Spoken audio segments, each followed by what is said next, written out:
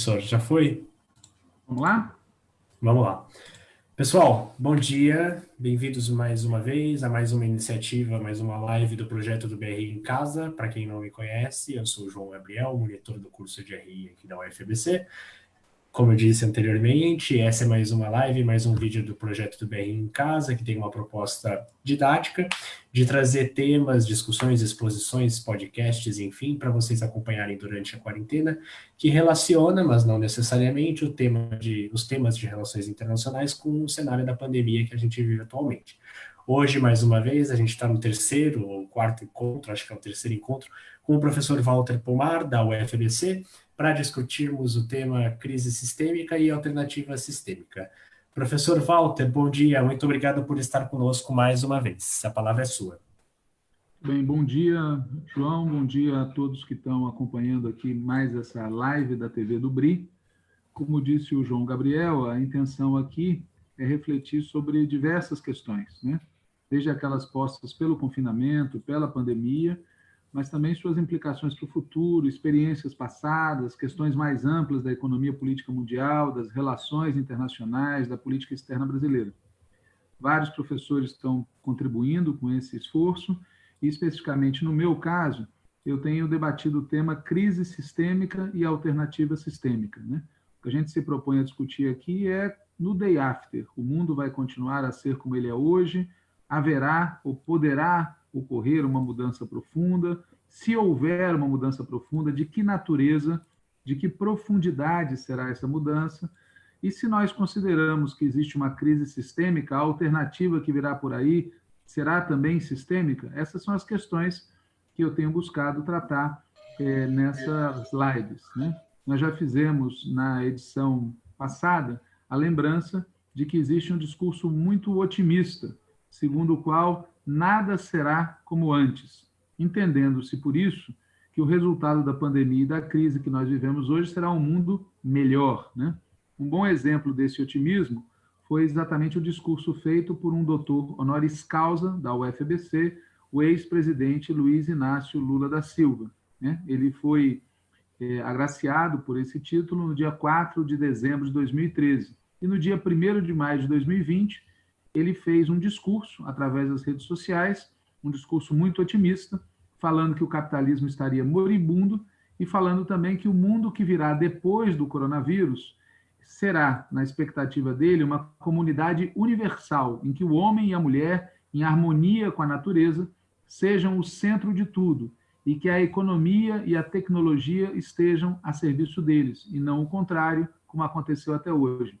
Lula, nesse discurso de 1º de maio, disse também: no mundo que eu espero depois da tragédia do coronavírus, o coletivo haverá de triunfar sobre o individual, a solidariedade e a generosidade triunfarão sobre o lucro. Um mundo em que ninguém explore o trabalho de ninguém, um mundo em que se respeitem as diferenças entre um e outro, um mundo em que todos, absolutamente todos, dispõem de ferramentas para se emancipar de qualquer tipo de dominação ou controle.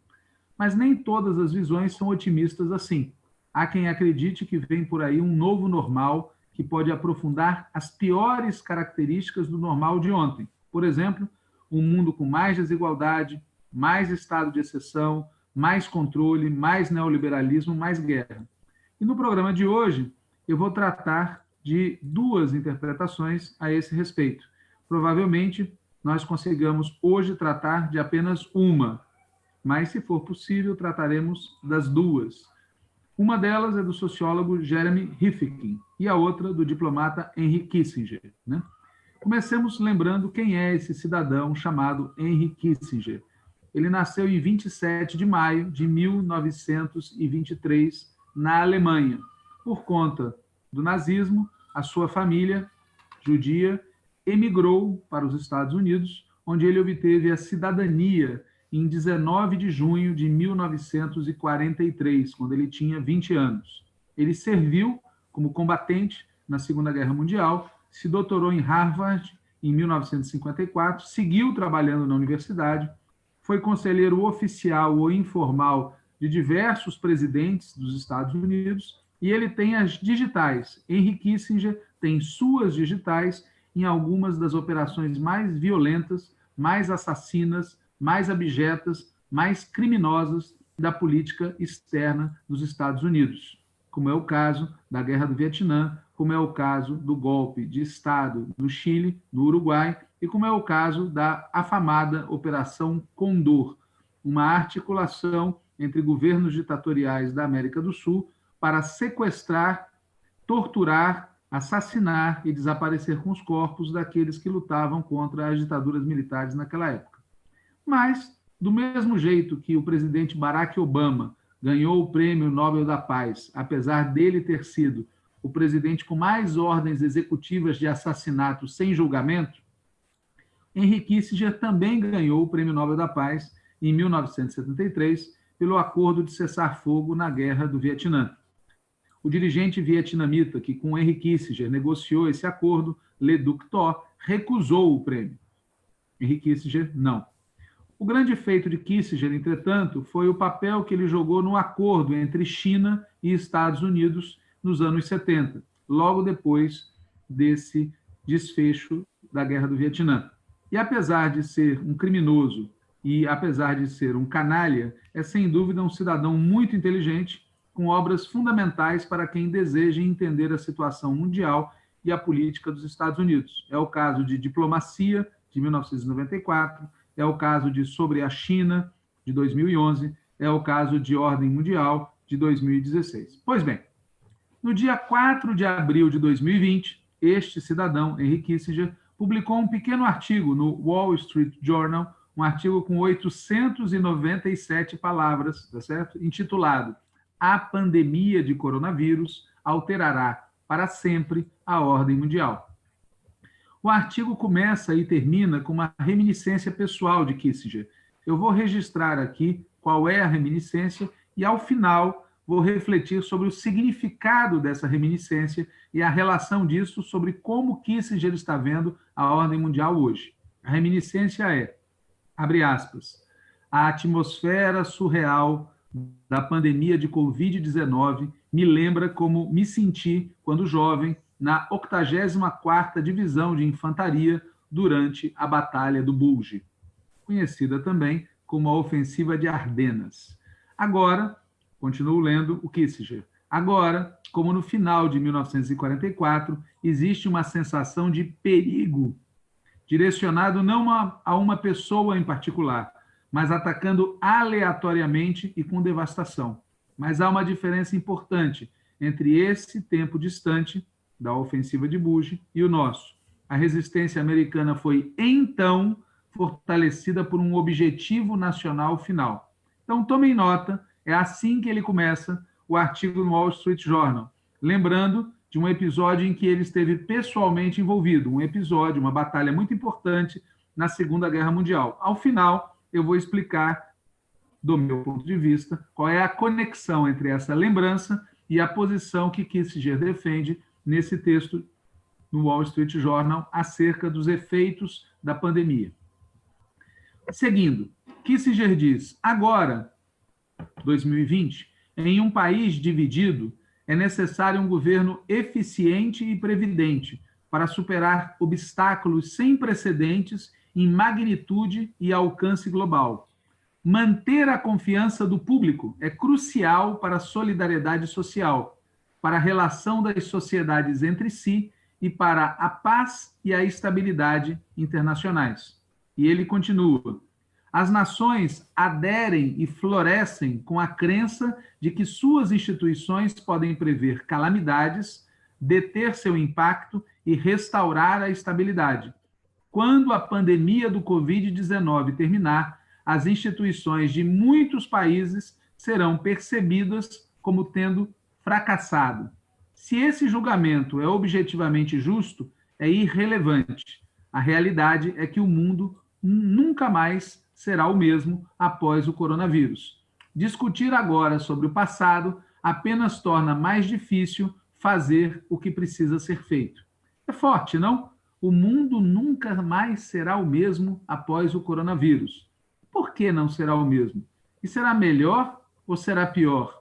Será possível que emerja dessa pandemia um mundo melhor, mais ou menos como ocorreu depois do período 1914-1945, em que a destruição física de infraestrutura urbana foi brutal, em que o número de mortos superou 50 milhões, será possível que o mundo pós-pandemia do coronavírus seja melhor, mais ou menos como foi melhor o mundo pós-Segunda Guerra Mundial em relação ao que precedeu?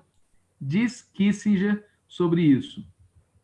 O coronavírus atingiu uma escala e ferocidade sem precedentes. Sua disseminação é exponencial. Os casos nos Estados Unidos dobram a cada 5 dias. No momento em que escrevo, não há cura. Os suprimentos médicos são insuficientes para lidar com as ondas cada vez maiores de casos.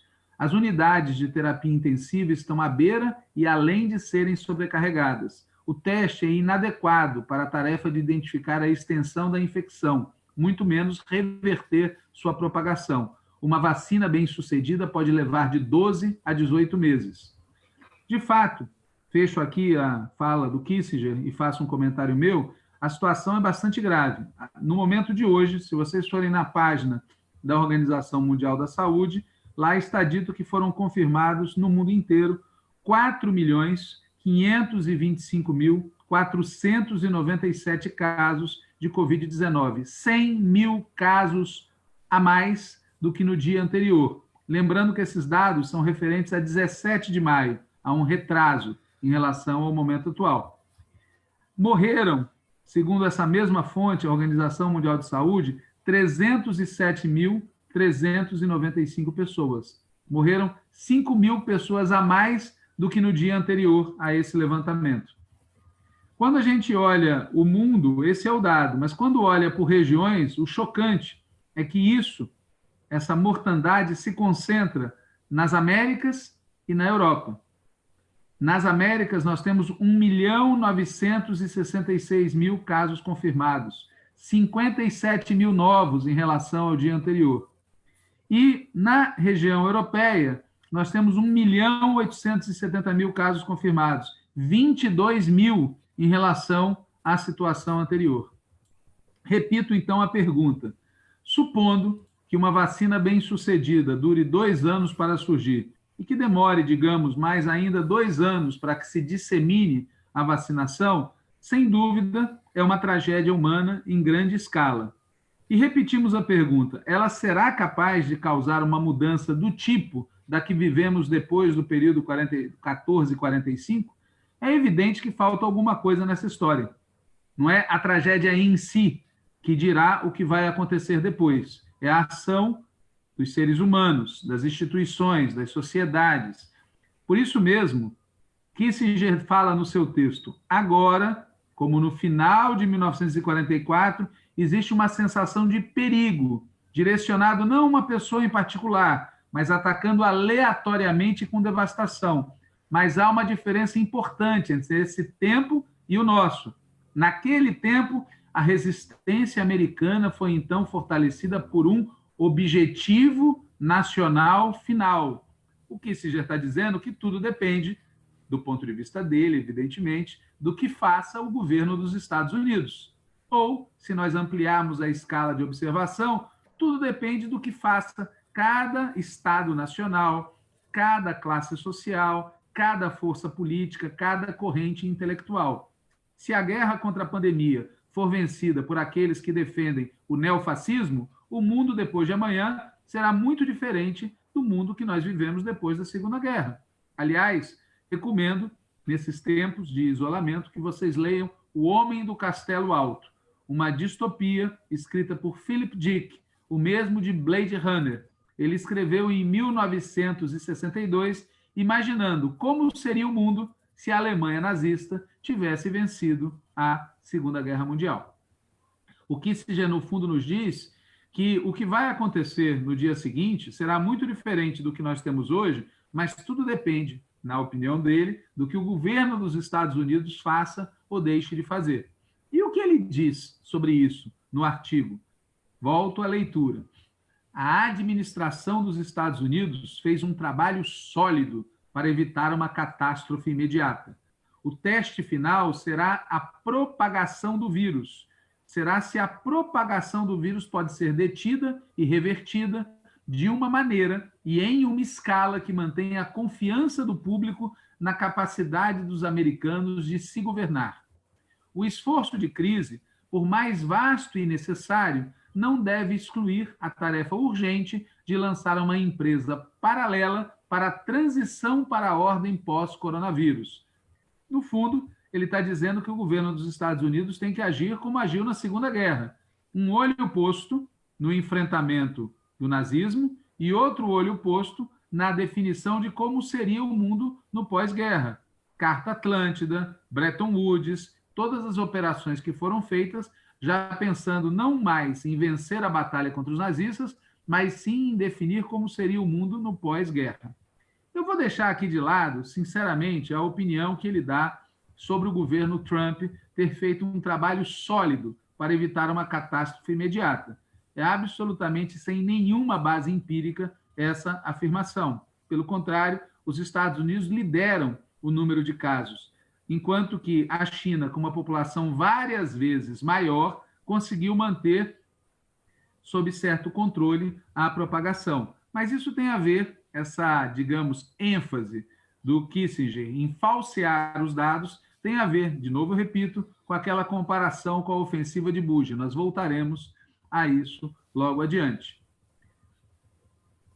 Vamos adiante, então. Diz Kissinger, os líderes estão lidando com a crise em uma base amplamente nacional, mas os efeitos dissolventes da sociedade do vírus não reconhecem fronteiras. Embora o ataque à saúde humana seja temporário, o levante político e econômico que desencadeou pode durar gerações. Levante político e econômico. Nenhum país, nem mesmo os Estados Unidos, pode, em um esforço puramente nacional, superar o vírus. O atendimento às necessidades do momento deve, em última análise, ser associado a uma visão e a um programa colaborativos globais.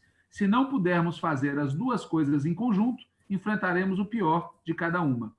Encerro aqui a citação do Kissinger e passo a um comentário meu. A questão que ele coloca é clássica. Os problemas gerados pela humanidade não podem ser resolvidos a não ser pela humanidade. Mas a questão que ele não coloca é uma humanidade organizada em torno do lucro, em benefício essencialmente de centenas de milhares de pessoas, que controlam algumas centenas de empresas e algumas dezenas de estados megapoderosos. Essa humanidade chica, pequena, ela será capaz de lidar com os problemas da humanidade grande? Ou ainda, uma humanidade organizada pelo capitalismo será capaz de resolver problemas da magnitude, por exemplo, da pandemia? Essa questão não incomoda Kissinger.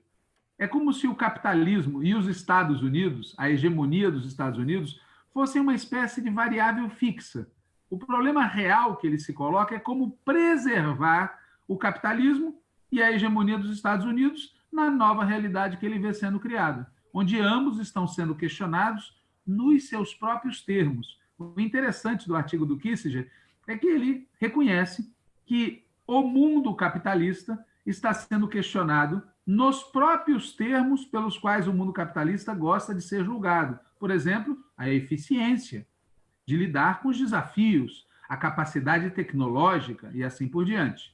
E é por isso que o mesmo Kissinger, que pouco antes, lembrem, tinha dito, discutir agora sobre o passado apenas torna mais difícil fazer o que precisa ser feito. Esse mesmo Kissinger, que disse que discutir sobre o passado só torna mais difícil fazer o que precisa ser feito, ele vai dizer que a solução está na inspiração dada pelo Plano Marshall e pelo Projeto Manhattan. Veja, diz ele explicitamente, tirando lições do desenvolvimento do Plano Marshall e do Projeto Manhattan, os Estados Unidos são obrigados a empreender um grande esforço em 3 domínios. Antes de falar dos 3 domínios, do grande esforço nesses 3 domínios que o Kissinger diz, vamos lembrar aqui do que se fala. O Plano Marshall foi uma ajuda financeira dada pelos Estados Unidos a alguns países da Europa, uma ajuda que, valores da época, algo como 14 bilhões de dólares, valores atuais, talvez 100 bilhões de dólares, foram entregues para ajudar a recuperação desses países, evitando que eles fossem submetidos a uma crise que provavelmente levaria a revoluções políticas e sociais que fariam esses países se aproximarem do bloco soviético. Portanto, foi uma espécie de empréstimo para garantir que a Europa continuasse sob a hegemonia dos Estados Unidos. Plano Marshall. E o Projeto Manhattan? O Projeto Manhattan foi uma iniciativa que teve início em 1942, durou cerca de 4 anos, custou mais ou menos 2 bilhões de dólares à época, algo como 20 bilhões de dólares hoje, com o objetivo de construir a bomba atômica. Foram construídos 3 artefatos. Um deles detonado no exército para teste. O segundo artefato, Little Boy, é tão bonitinho o termo, né? Destruiu Hiroshima. E o terceiro, Fat Man, destruiu Nagasaki. Em 2...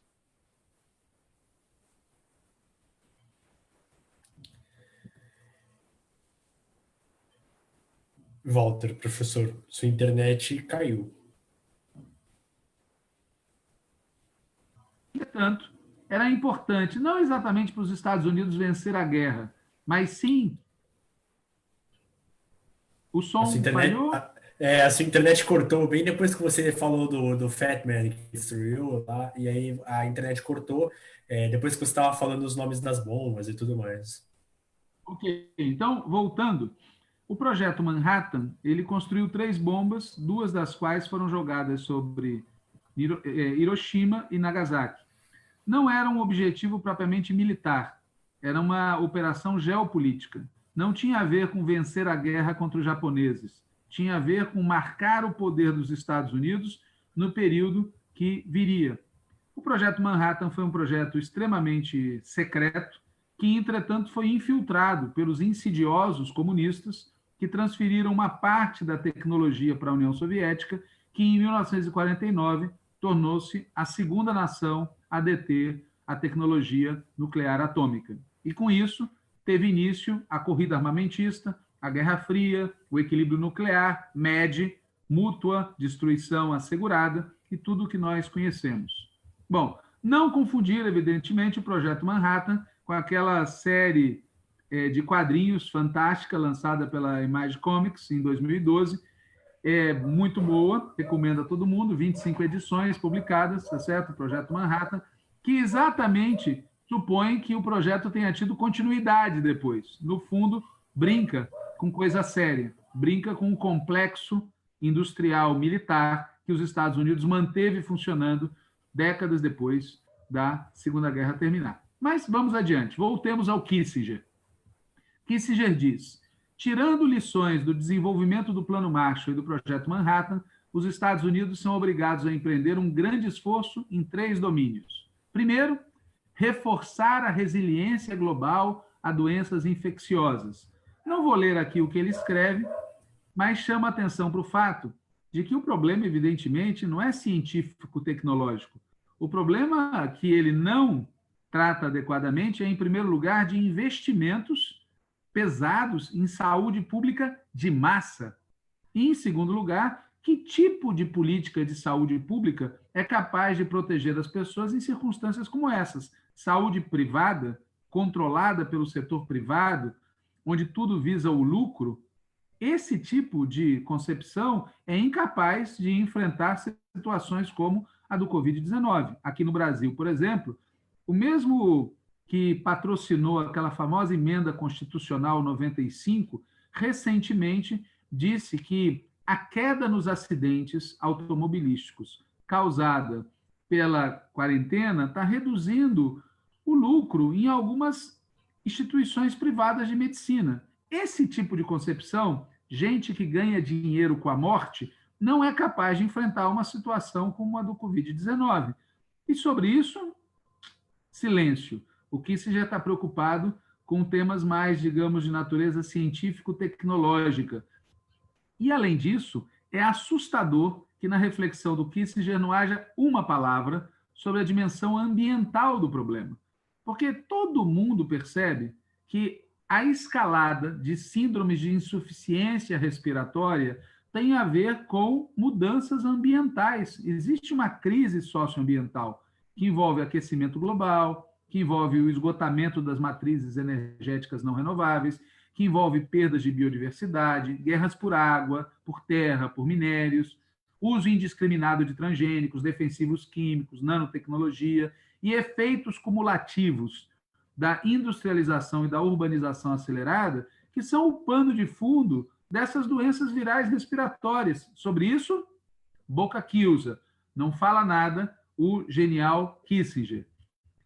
Essa é, portanto, a primeira linha que ele aponta como necessária, o tema da saúde, o tema da pesquisa científico-tecnológica na área de saúde, omitindo reflexões sobre a natureza pública ou privada da saúde e omitindo reflexões sobre a temática ambiental.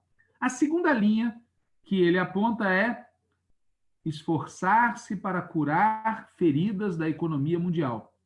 Quando você está tomado de compaixão, ele vem com a frase seguinte: os líderes globais aprenderam lições importantes da crise financeira de 2008. Essa frase é falsa como uma nota de $2 e deixa bem claro que tipo de cabeça o Kissinger tem. Porque se curar as feridas da economia mundial tem como parâmetro o que foi feito em 2008, valha-me Deus.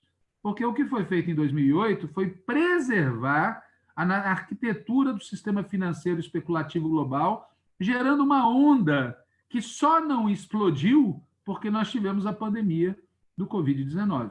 De toda maneira, Kissinger diz assim: a atual crise econômica é mais complexa.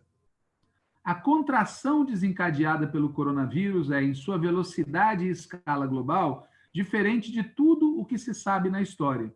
E as medidas necessárias de saúde pública, como distanciamento social e fechamento de escolas e empresas, estão contribuindo para a dor econômica. Veja que frase curiosa: as medidas necessárias estão contribuindo para a dor econômica. Não recorda um certo presidente da América do Sul que contrapõe economia à vida? Sempre é importante lembrar, a síndrome, tá certo, de cão vira-lata que se abate sobre alguns setores da América do Sul faz com que a gente ache que certas coisas só são pensadas e ditas aqui na América do Sul, quando não é verdade. Kissinger acabou de dizer economia ou vida. É isso que ele acabou de dizer. E aqui está presente a lógica capitalista, pois veja, a riqueza acumulada e a capacidade produtiva acumulada pela sociedade permitem sobreviver por meses ou até anos, sem a necessidade de que todos estejamos produzindo, mas não permite lucrar. Esse é o problema. O problema nosso, diferente de sociedades camponesas, onde se você não plantava e colhia, o estoque acabava e vinha a fome, o problema nosso não é esse. Nós temos uma capacidade produtiva e estoques que permitem à sociedade humana viver durante muito tempo sem que a maioria das pessoas esteja produzindo. Portanto, é possível, sim, isolamento sem dor, mas não é possível isolamento sem lucro. Esse é o problema. O isolamento impede que o lucro se produza, se realize, e por isso tanta dor da parte dos capitalistas e tanta pressão para que se rompa o isolamento. E aí, um parênteses, fica muito claro nessa crise como a dinâmica especulativa depende da economia real. Se fosse verdade que dinheiro gera dinheiro, independente do que acontece na produção, os capitalistas não estariam fazendo, todos, inclusive os do setor financeiro, pressão para que a sociedade continuasse funcionando normalmente. Sigamos. Diz ele: os programas também devem procurar melhorar os efeitos do caos iminente nas populações mais vulneráveis. Também.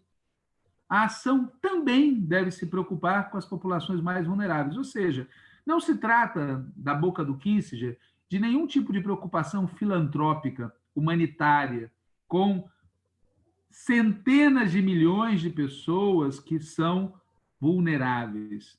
A preocupação dele, essencial, é com a dor econômica.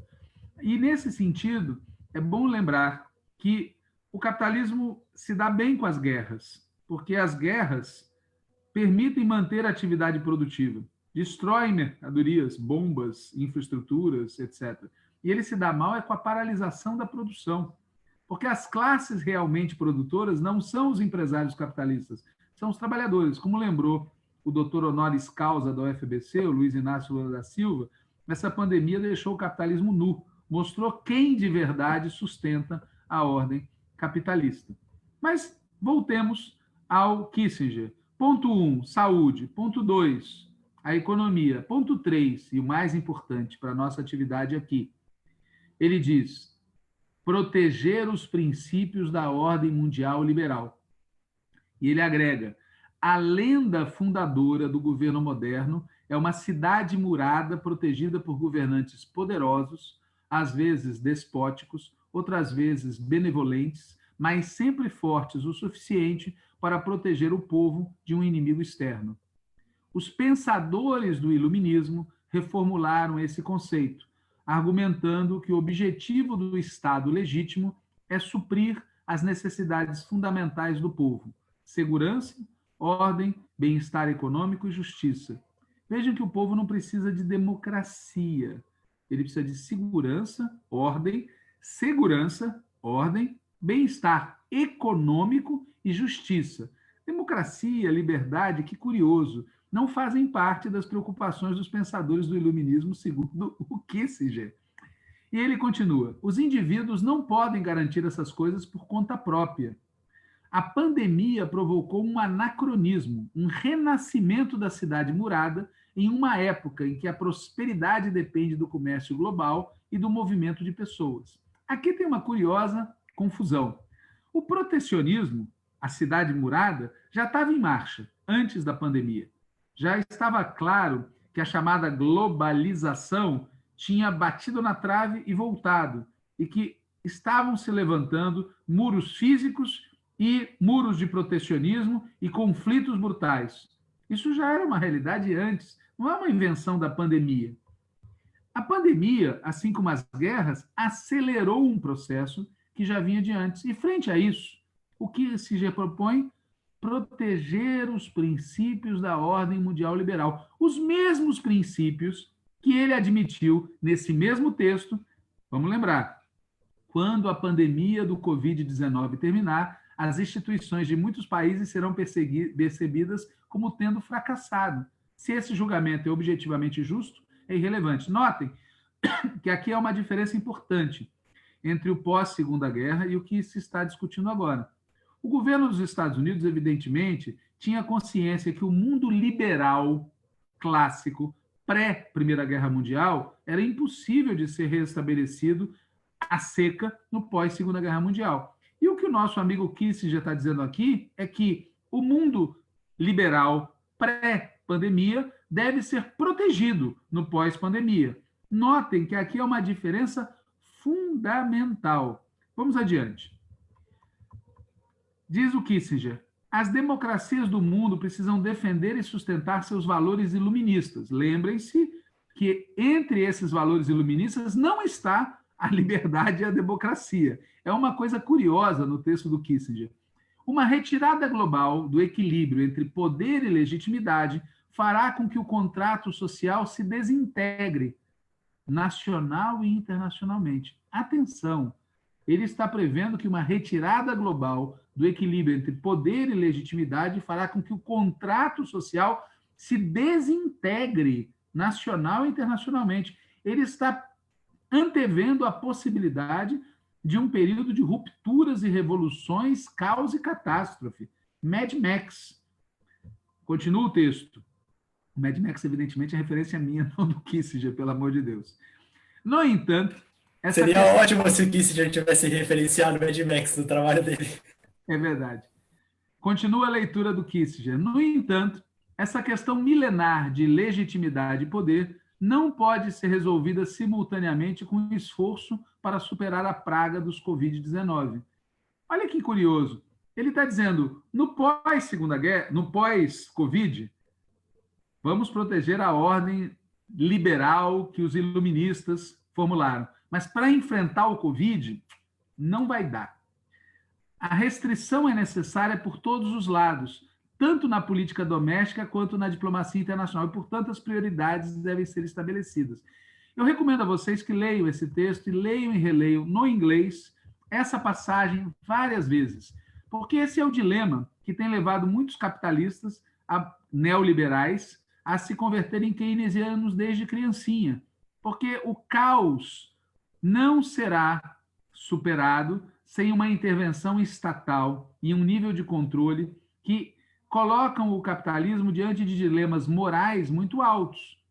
Mas a contradição é que eles não querem que isso continue depois. Eles sabem que isso é preciso agora, mas não querem que isso continue depois. Por isso que ele fala de não dá para resolver simultaneamente a superação da praga do Covid-19 e, ao mesmo tempo, preservar a ordem iluminista agora. É preciso estabelecer prioridades.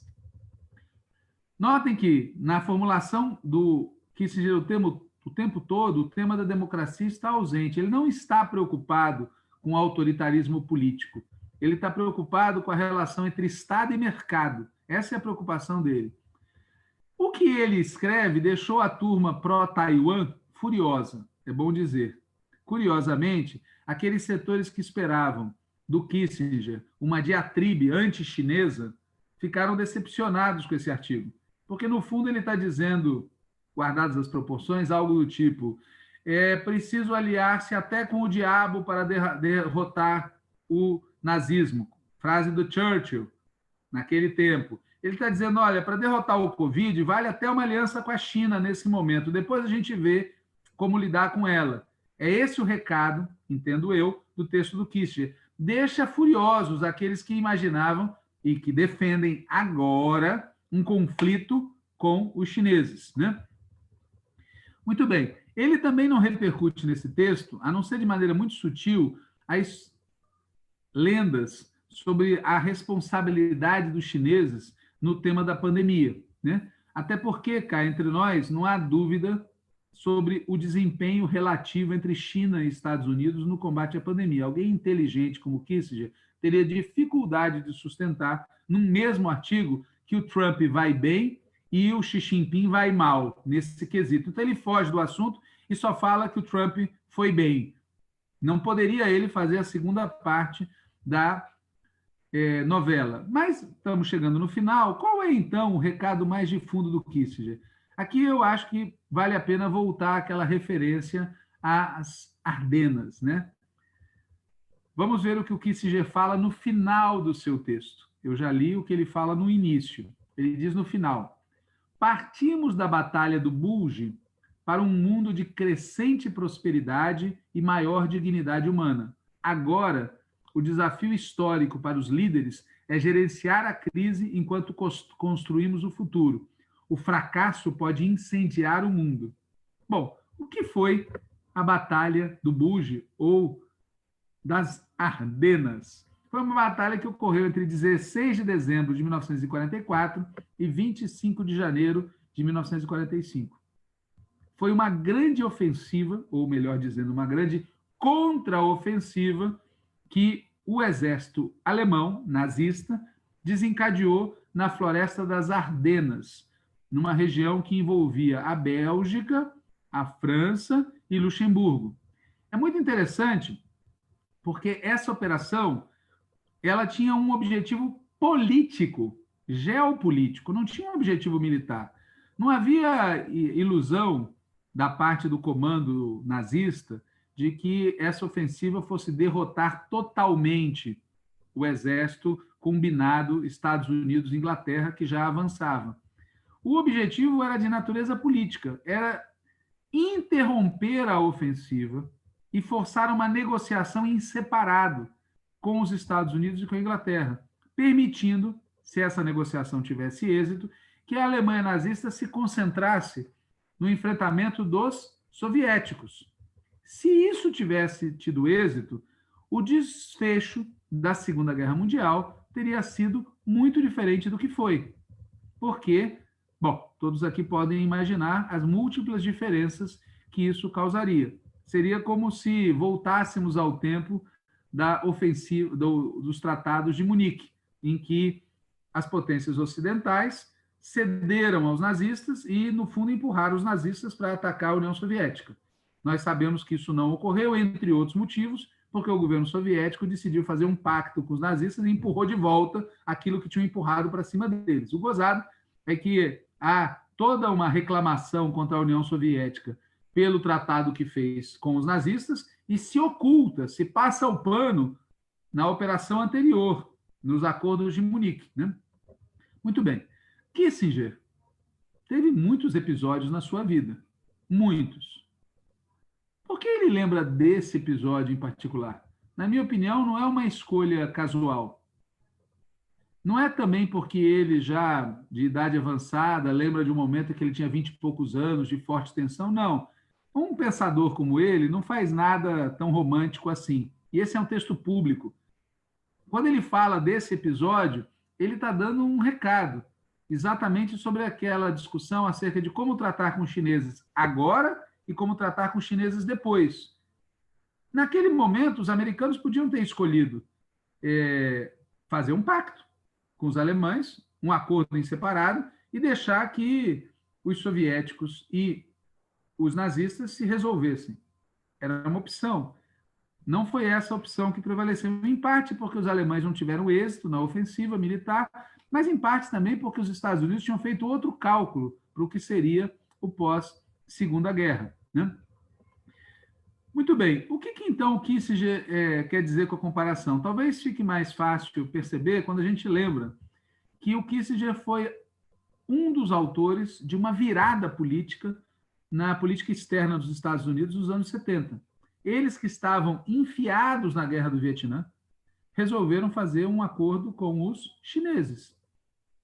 O governo mais conservador que os Estados Unidos teve até aquele momento resolveu fazer um acordo com a República Popular da China, que estava ainda envolta na grande revolução cultural proletária e, portanto, com um discurso público de destruição do tigre imperialista, que era considerado um tigre de papel. E aí, entretanto, os Estados Unidos se dispôs a buscar um acordo com os chineses. Com qual ideia?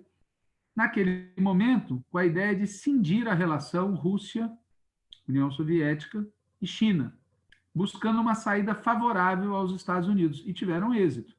Claro que não durou tanto quanto eles imaginavam, porque aquilo também é o ponto de partida da China que hoje ameaça os Estados Unidos. Mas, do ponto de vista político, permitiu a eles vencer a batalha contra a União Soviética.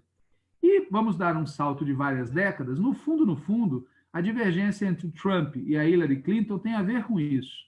Como lidar com a aliança Rússia-China? O Trump é dos que querem dividir a aliança Rússia-China, fazendo, ao contrário, aquilo que o Nixon e o Kissinger fizeram nos anos 70, se aproximar dos russos para enfrentar os chineses. Na minha opinião, o Kissinger percebe que essa situação do Covid gera uma situação parecida com aquela que os americanos viveram durante a ofensiva das Ardenas. É um ponto de virada. E a depender da opção que os Estados Unidos façam nesse momento, se eles vão escolher o confronto com os chineses no meio dessa crise, ou se eles vão escolher um status quo com os chineses, adiando o confronto para depois, dessa escolha dependerá o que vai ocorrer no mundo, né? É por isso que ele fala com todas as letras no final do texto que eu li, que é o final do texto publicado no Wall Street Journal. O desafio histórico é gerenciar a crise enquanto se constrói o futuro. O fracasso nessa dupla operação, gerenciar a crise e construir o futuro, pode incendiar o mundo. Eu entendi o recado dele. Cada um de vocês avalie se esse meu entendimento está correto ou se existem outras possibilidades. Com isso, eu termino aqui a exposição. Durou muito mais tempo do que o combinado. O Rifkins fica para uma próxima palestra. E nós temos ainda alguns minutos aí, eu devolvo para o João Gabriel. Obrigado, professor Walter. Obrigado pela exposição. Quero compartilhar que eu deixei a referência do texto, do artigo do Wall Street Journal nos comentários aqui da postagem do Facebook, para quem quiser acompanhar, porque algumas pessoas tinham me procurado pedindo a referência do artigo, então eu já coloquei nos comentários do post.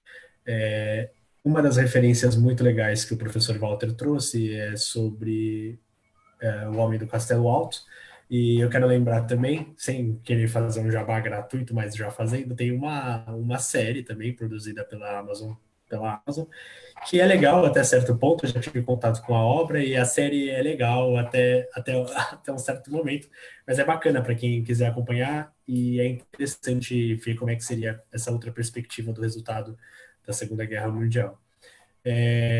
As perguntas estão abertas. Quem tiver qualquer questionamento inscrito para passar para o professor Walter, pode comentar no Facebook, eu vou passar para ele aqui no Zoom. Tem gente acompanhando a gente na sala do Zoom também, pode utilizar o chat do Zoom para fazer os questionamentos. E é isso, as inscrições estão abertas para quem tiver qualquer comentário. Enquanto não aparece ninguém querendo fazer um comentário, fazer já aqui um spoiler da próxima vez, eu não sei o dia exato, isso o João depois nos comunica, mas na próxima a gente vai comentar uma entrevista dada pelo sociólogo Jeremy Rifkin para uma revista chamada Telos. Essa revista é ligada à Telefônica, e a entrevista foi concedida em vários momentos, mas ela foi concluída em abril de 2020. E, portanto, o Rifkin discute a sociedade do futuro pós-pandemia nessa entrevista. É uma outra visão, uma outra pegada, diferente da do Kissinger, embora tanto a do Kissinger quanto a do Rifkin considerem, na minha opinião, como pano de fundo imutável a ordem capitalista. O que mais surpreende nesses analistas é que tudo muda menos o fundamental.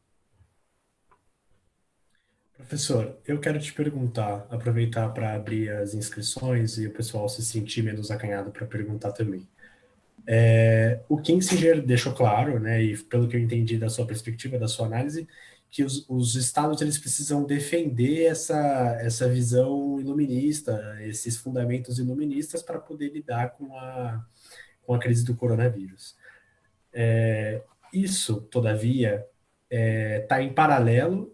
Você acredita que esteja em paralelo, agindo juntamente com perspectivas e valores isolacionistas, ou o mundo necessariamente precisaria trabalhar com um conjunto global de ações globais, enfim? Ou você acha, né, o questionamento é justamente esse, você acha que ele pode trabalhar, um Estado ele pode trabalhar sozinho com esses valores iluministas, ou se além disso ele precisa estar em conjunto, atuando globalmente, enfim? Veja, o que o Kissinger fala é três coisas: saúde, feridas da economia mundial e defender a ordem liberal. Essas são as três operações que ele diz que precisam ser feitas.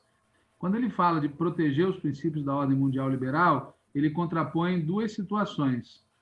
Uma situação é a cidade murada e a outra situação é cidade sem muros.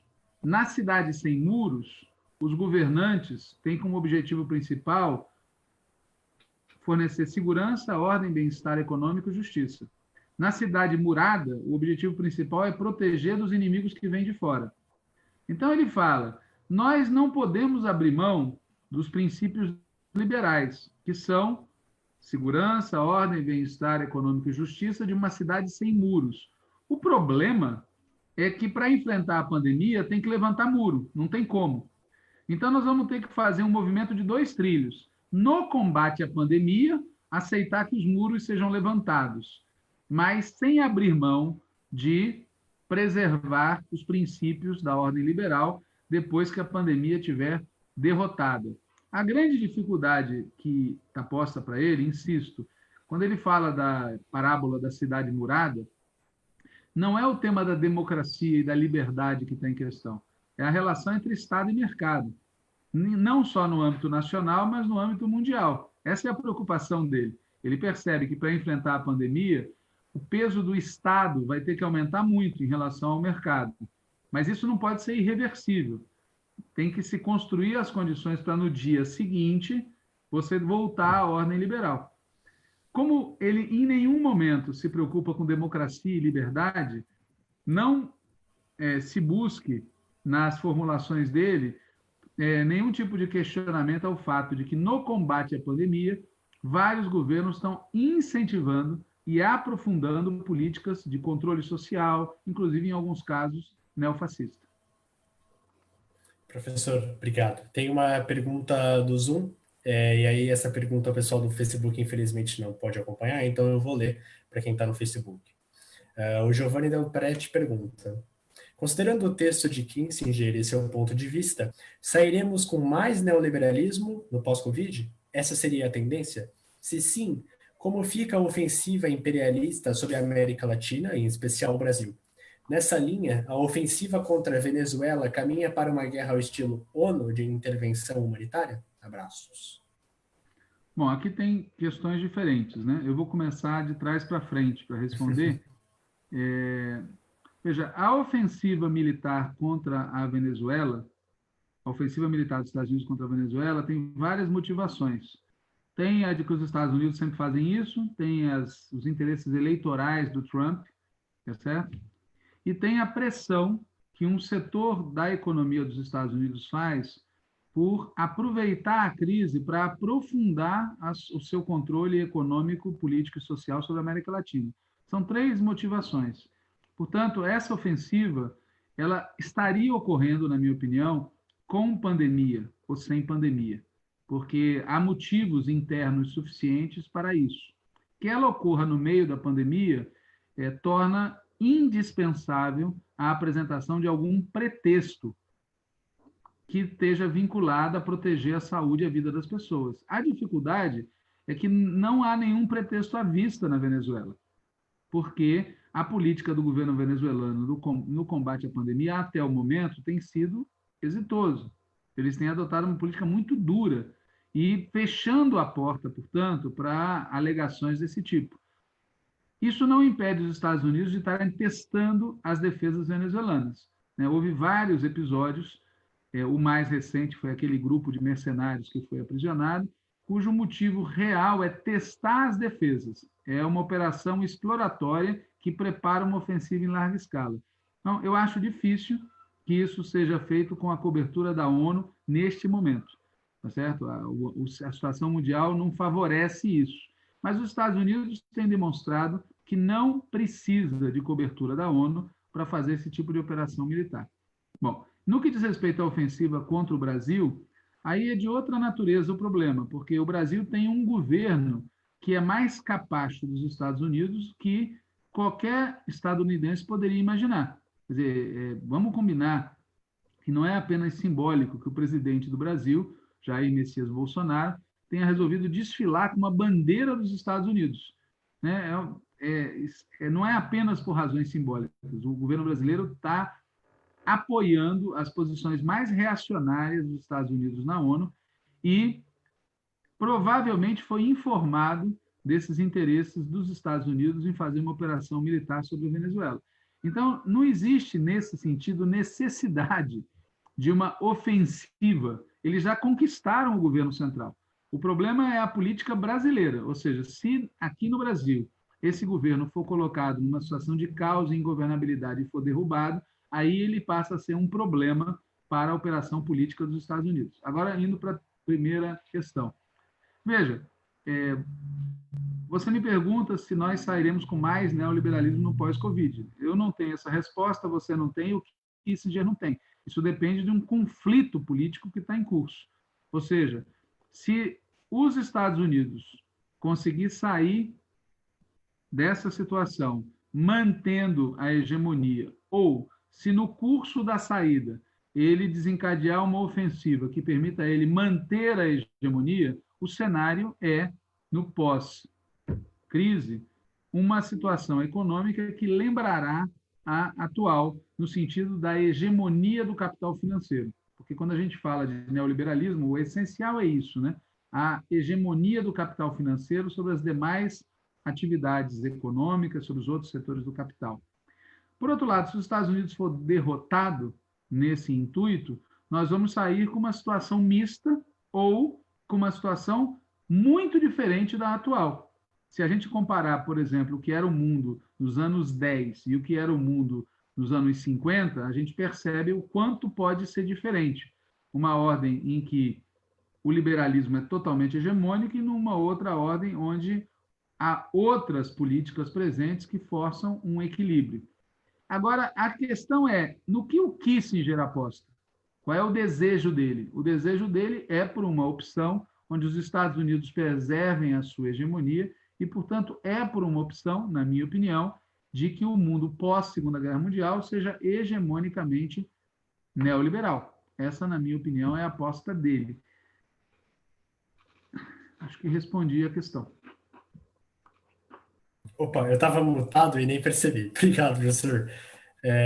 Obrigado pela resposta. Se alguém mais tiver qualquer questionamento no Zoom, só passar também. No Facebook a gente não tem nenhuma, mas eu queria complementar a pergunta do Giovanni, e eu estava pensando nisso justamente enquanto você respondia. O texto do Kissinger, que ele faz no artigo do Wall Street Journal, é bem chamativo, né? Ele comenta sobre essa alteração da nova ordem mundial.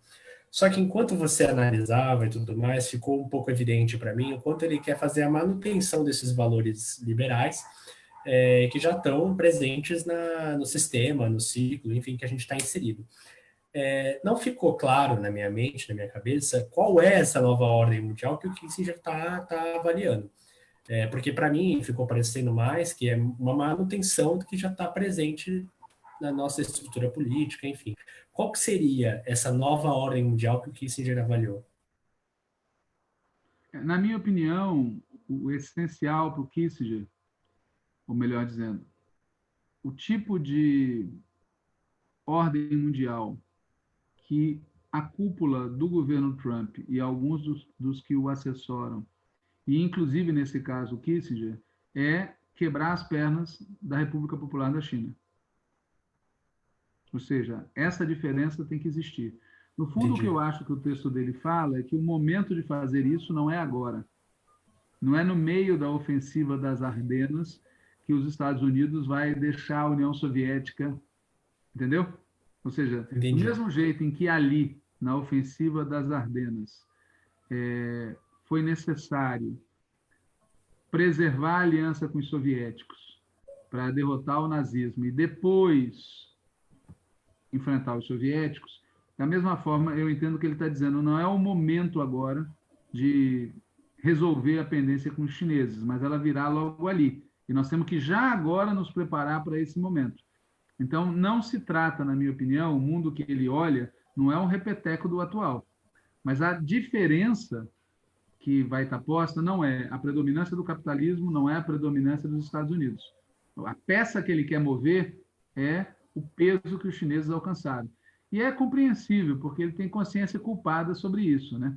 Quer dizer, se vocês lerem os textos dos coreanos e dos taiwaneses a respeito do Kissinger, volta e meia alguém reclama dos acordos da diplomacia do ping-pong. Voltam lá atrás para culpabilizá-lo por isso, né? Então, é compreensível, na minha opinião, que ele, mesmo sabendo da dificuldade de fazer isso, ele esteja operando com a cabeça de tirar ou reduzir ou enfraquecer o opositor chinês. Entendi. Agora ficou melhor para entender, porque eu achei que ele estava querendo propor alguma mudança estrutural bem mais impactante, mas aparentemente é só trabalhar essa questão da China mesmo. A gente não tem as perguntas inscritas no Facebook nem no Zoom, então eu vou finalizar, professor, porque a gente já está com 1h03, que é o horário que a gente tinha conversado, né? Quero lembrar que a live está gravada para quem quiser acompanhar posteriormente aí na página do BR, então, FBC, no Facebook. Então, vocês também podem fazer perguntas que a gente pode responder no próximo encontro com o Walter Pomar, que vai dar continuidade à discussão sobre crise sistêmica e alternativas. Professor, muito obrigado por ter disposto o seu tempo novamente. Esses encontros têm sido muito positivos para todos nós, eu acredito, tenho certeza. Quero agradecer a quem acompanhou também no Facebook, quem puder compartilhar, e quem ainda não curte a página do BRI, curtir, por favor, para ter acesso à agenda que a gente está preparando dessa semana e das próximas, das lives, vídeos, podcasts, enfim, que a gente tem gravado e disponibilizado para vocês acompanharem do projeto do BRI em Casa. Professor Walter, muito obrigado. A palavra é sua para agradecimentos e conclusões, opiniões, finais, enfim. Obrigado. Então, só lembrando que a gente, na próxima semana, vai estar aqui fazendo a discussão, agora com base em outro autor. Então, até a semana que vem. Muito obrigado e fiquem em casa. Valeu, professor. Obrigado, gente. Tchau, tchau.